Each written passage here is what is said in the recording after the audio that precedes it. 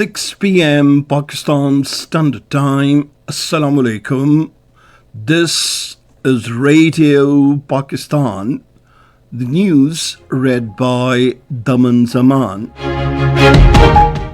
The headlines. The Prime Minister has reaffirmed Pakistan's support for the International Atomic Energy Agency's role in the promotion of responsible use of nuclear technology.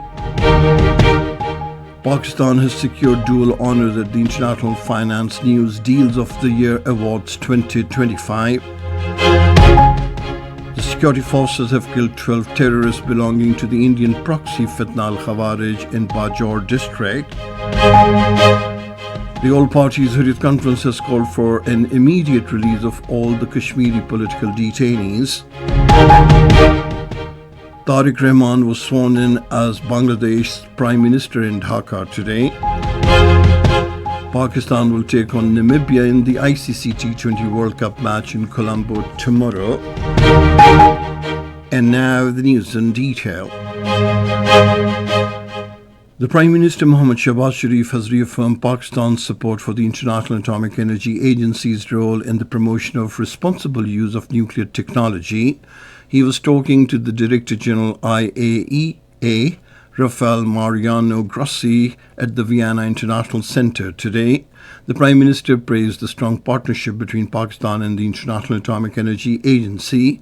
He said Pakistan is a beneficiary of the IAEA's technical cooperation program and also advancing the International Atomic Energy Agency's mission through the provision of experts and conducting international trainings for IAEA member states. The Director General International Atomic Energy Agency acknowledged Pakistan's experience and expertise in the peaceful uses of nuclear technology and the high quality of its engineers, scientists and technicians. He said Pakistan is well placed to help other member states of the International Atomic Energy Agency in the peaceful applications of nuclear technology. Prime Minister Shahbaz Sharif has emphasized the need for sustainable and inclusive development to achieving lasting peace and amid global crises. He was addressing the United Nations event titled Sustainable Development, the Path to Global Peace and Prosperity in Vienna today. The Prime Minister said development cannot be called sustainable if it excludes millions from the promise of a better life. He underscored the importance of pursuing policies that promote inclusion, strengthen social protection, and ensure equitable distribution of resources. He said Pakistan contributes less than 1% of the global emissions, yet it bears the brunt of cascading impact. Alluding to the devastation caused by floods in Pakistan in the recent years, the Prime Minister said these disasters erode human security. He said development must be anchored in equity, justice and fair play, emphasizing that without these principles, global peace will remain elusive forever. The Prime Minister said Pakistan remains firmly committed to the ideals of sustainable development. The Deputy Prime Minister Mohammad Sagdar met Dr. Brigitta Blecha, who served as Austria's ambassador to Pakistan from 2014 to 2018. He also met former Austrian Defense Minister Dr. Werner Fasselband, Austria's permanent representative to the United Nations in Vienna, Ambassador Gabriela Sellner. A collaborating centre agreement has been signed between the Institute of Nuclear Medicine and Oncology, Lahore, and the International Atomic Energy Agency. The agreement was signed by Deputy Prime Minister Mohammad Sagdar and IAEA Director General Rafael Mariano Grossi in Austria on the sidelines of a special event at the United Nations office in Vienna. The Director General presented a plaque designing Institute of Nuclear Medicine and Oncology as an IAEA collaborating centre. The ceremony was witnessed by the Prime Minister Shahbaz Sharif. Pakistan has secured dual honours at IFN Deals of the Year Awards 2025. The awards were announced by the Islamic Finance News. Welcoming the achievement, the Finance Minister Mohammad Aurangzeb said the awards reflect international confidence in Pakistan's economic management and its ability to structure innovative and Sharia-compliant financing solutions in challenging global market conditions. He said such international accolades reinforce investors' confidence and contribute positively to Pakistan's standing in global financial markets.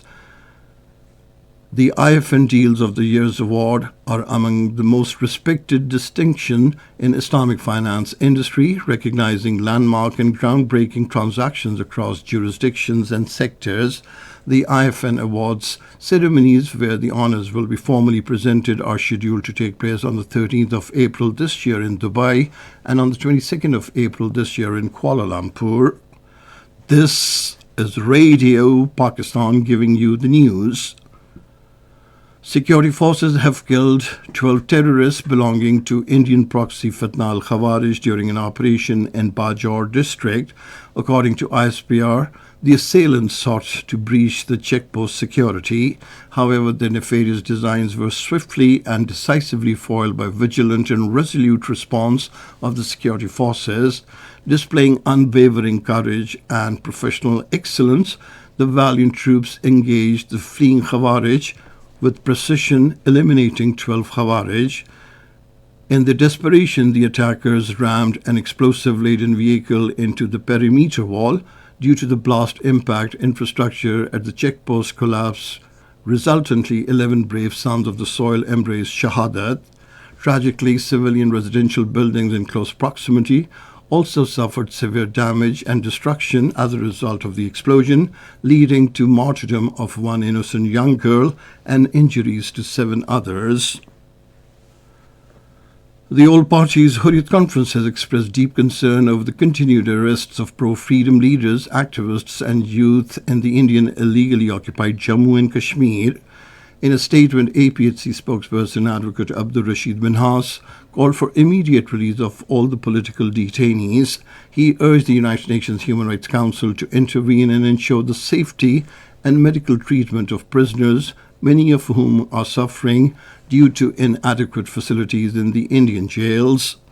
The All Parties Hurriyat Conference highlighted the plight of the leaders, including Masarrat Alam Bhatt, Mohammad Yasin Malik, Shabir Ahmad Shah, Asian Darabi and thousands of other Kashmiris who have been imprisoned by India for decades. Meanwhile, the chairman of the International Forum for Justice and Human Rights, Mohammad Ahsan Antu, said hundreds of innocent Kashmiris and human rights defenders are being held in India's notorious jails under inhuman conditions. Tariq Rahman was sworn in as Bangladesh's Prime Minister in Dhaka today. The Chief Election Commissioner, Nasiruddin, administered the oath of office to him. Tariq Rahman is the son of former Prime Minister Khaleda Zia, and the assassinated President Ziaur Rahman.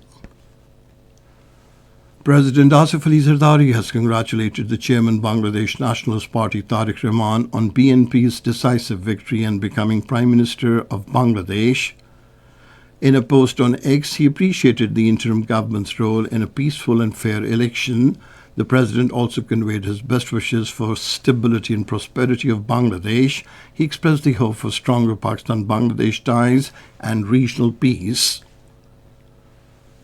The Palestinian Prime Minister, Mohammed Mustafa, has called for intensified international efforts to pressure Israel to implement the second phase of Gaza ceasefire agreement. During a meeting in Ramallah with the Finnish Foreign Minister, Elina Valtonen, he stressed the need to scale up the entry of humanitarian aid and supplies for relief, recovery, and temporary shelter. The United Nations Secretary-General Antonio Guterres has condemned the Israeli government's decision to resume land registration procedures in the occupied West Bank. In a statement issued by the spokesperson Stefan Dujarric, the United Nations chief called on the Israeli government to immediately reverse these measures. And now cricket. In the ICC T20 World Cup, New Zealand beat Canada by 8 wickets in Chennai, while the match between Ireland and Zimbabwe has been abandoned due to rain at Pallekele today. In another match, Nepal will face Scotland at Wankhede. The match will start at 6:30 in the evening. Meanwhile, Pakistan will take on Namibia in Colombo tomorrow. The match will begin at 2:30 in the afternoon. And finally, the weather report. Dry weather is expected in most parts of the country, while very cold conditions are likely in northern parts during the next 12 hours. And that is the end of this news bulletin. For more news and analyses, log on to our website, radio.gov.pk, and you can also watch the live video streaming of our bulletins on the link, facebook.com/Radio Pakistan News Official.